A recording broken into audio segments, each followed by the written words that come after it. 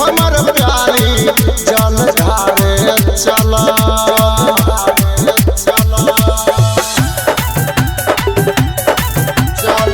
DJ विकास मटियार कला सीतामढ़ी।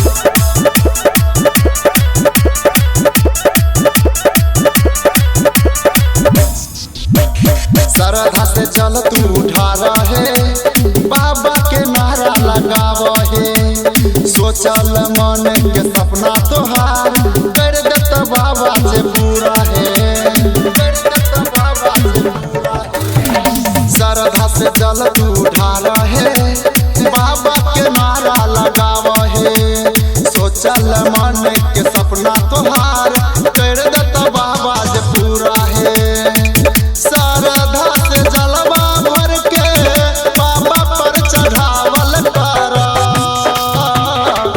करके सोमवारी हमर प्यारी जल ढारे चलो करके सोमवारी हमर प्यारी जल ढारे चला डीजे विकास मटियार कला सीतामढ़ी।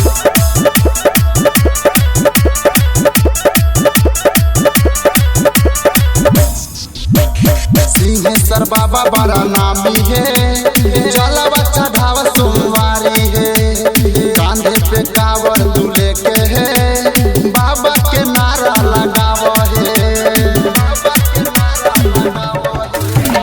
सिंहेश्वर बाबा बड़ा नामी है जलवा चढ़ाव सोमवारी है कांधे पे कावर तू लेके है बाबा के नारा लगाव है।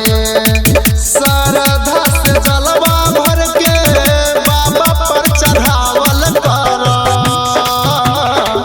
करके सोमवारी हमर प्यारी जल ढारे चला करके सोमवारी हमर प्यारी जल ढारे चला।